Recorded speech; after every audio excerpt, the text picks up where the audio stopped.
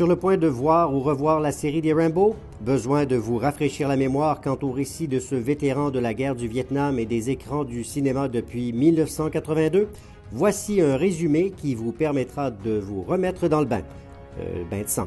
Puisque, comme vous allez le découvrir ou redécouvrir, Rambo est non seulement le roi des biceps, des armes mortelles et des bandanas, mais il est pratiquement aussi immortel qu'un tueur en série. First Blood, 1982. Rambo, c'est ce bon Jack qui traverse les États-Unis sans demander grand-chose. Quand on fait sa connaissance, il est à la recherche d'un ancien béret vert nommé Elmore Barry.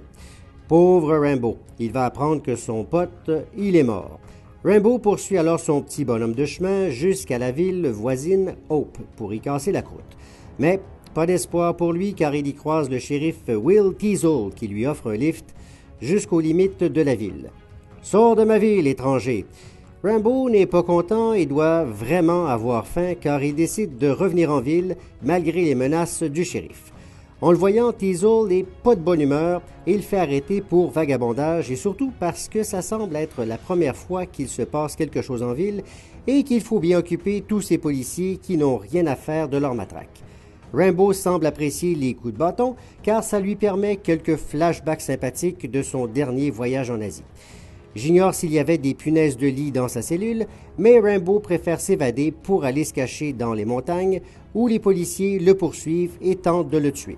S'ensuit un jeu de chat et de souris qui n'a rien d'aussi comique qu'un épisode de Tom and Jerry, puisque Rambo se défoule sur les policiers très gentiment. Après avoir pratiquement détruit tout le village, l'ancien supérieur de Rambo jouera les psys pour lui faire réaliser qu'il est aussi bien de se rendre puisqu'il n'a plus rien à détruire et presque plus personne à tabasser. Rambo First Blood Part 2, 1985. Puisqu'il n'a pas été trop gentil, Rambo est encore en prison. Être prisonnier, c'est une seconde nature pour lui. Trotman lui explique qu'il pourrait obtenir le pardon de Rambo s'il tuait 2 ou 3 personnes. Il avait besoin de gros bras qui puissent tenir de grosses mitraillettes. Rambo obtient sa libération à condition qu'il aille investiguer sur de possibles prisonniers de guerre en Asie. En Thaïlande, Rambo rencontre Murdoch, un gars de la CIA qui sue plus que le gars qui jouait au basketball avec Ben Stiller dans Along Came Polly. Il envoie Rambo dans la jungle en lui indiquant qu'il ne doit jamais, en aucun cas, affronter l'ennemi. Ça, c'est comme dire un végétarien qui n'a pas le droit de manger de végépâté. Avec Co et équipé comme s'il participait aux Hunger Games, Rambo parvient à découvrir le camp de détention. Mais les choses tournent au vinaigre. Co meurt, Murdoch, c'est un salaud, puis les Russes sont mêlés à l'histoire. Enlevé à son tour, il est torturé par un méchant officier soviétique, Podolsky, qui semble tout droit sorti de tous les films des années 80 traitant de guerre froide. Finalement, Rambo met son bandana, se cache dans la boue, se prend pour Myriam Bédard et tire des flèches explosives qui atteignent toujours leur cible, alors que ceux qui lui tirent dessus semblent n'avoir jamais manié d'armes de leur vie.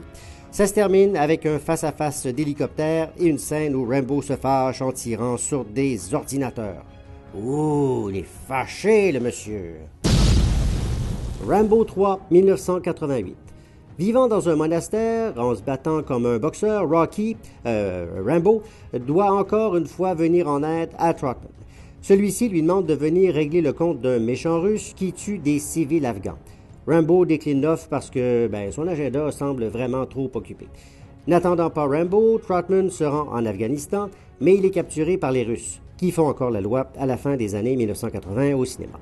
Averti de cette nouvelle, Rambo, il est pas content. « Je suis habitué à ça », qu'il déclare à Robert Griggs de la CIA.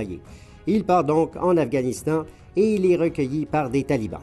Il assiste à la destruction des leurs par un hélicoptère du colonel Zezen et pendant que les rebelles se retirent au Pakistan, un endroit tellement plus calme, Rambo tente d'aller sauver son ami du fort soviétique où il est retenu. Mais ça ne fonctionne pas à son goût. Lors d'une deuxième tentative, Rambo arrive finalement à libérer Trotman et, après avoir éliminé un commando Spetsnaz, ça c'est mené par Kourov, le second de Zezen, c'est tous des noms qui n'ont pas d'allure, c'est pas grave, de toute façon dans Rambo, on s'en fout parce qu'il s'en tire pas ce monde-là. Rambo et Trotman se retrouvent encerclés par les troupes soviétiques, mais ils auront de l'aide lorsque les rebelles viendront leur donner un coup de main.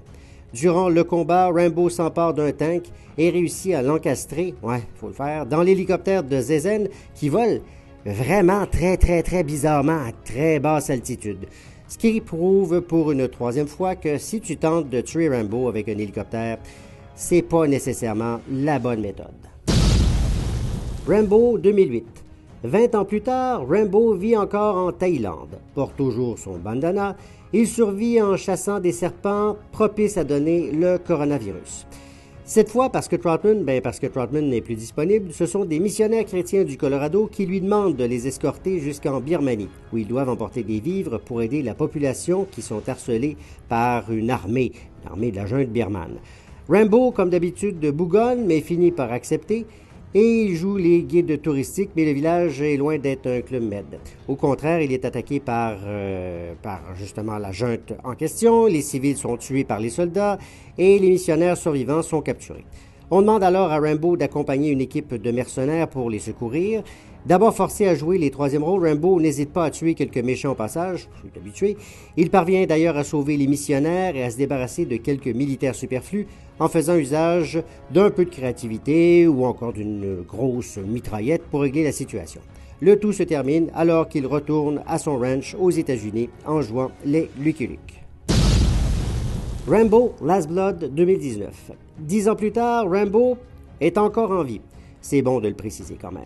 Il vit dans son ranch familial avec Maria, une vieille amie qui arrive d'on ne sait où, et la petite fille de celle-ci, Gabrielle, orpheline de mère et abandonnée par son père. On sent déjà le drame, c'est déjà un drame.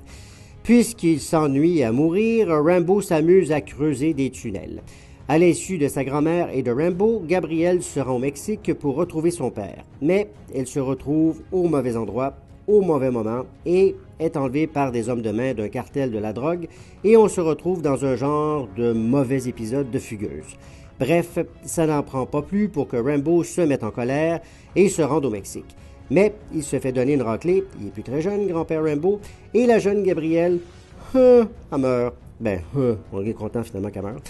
Rambo prépare alors sa vengeance, il commence par tuer quelques bandits au Mexique, question de laisser sa marque. Il revient chez lui et attend les représailles avec un bat et un fanal. Question de faire usage des tunnels qu'il a creusés, il va en tuer quelques-uns dans ceux-ci et n'hésite pas à user de son couteau comme le Michael Myers de Rob Zombie. Puis, il réserve un traitement vraiment très spécial à la Molaram, le prêtre de Indiana Jones and the Temple of Doom, à celui qui aura entraîné Gabriel à sa perte. Finalement, après cette belle journée de travail, Rambo s'installe dans sa chaise berçante, espérant qu'on vienne le chercher pour une nouvelle mission, sans doute au CHSLD.